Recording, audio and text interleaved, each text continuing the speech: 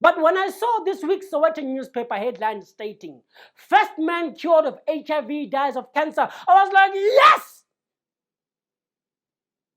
It almost sounded like good news. But I was like, no. This sounds wrong. This sounds like the man who survived death at the hands of his wife Maria has been killed by his new wife Betty.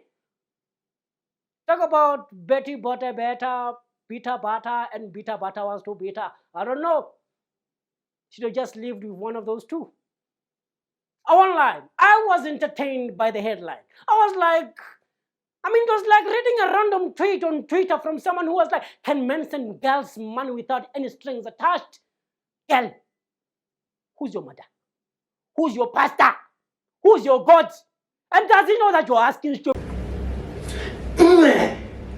To enjoy the rest of the episode, click link in bio or description and enjoy.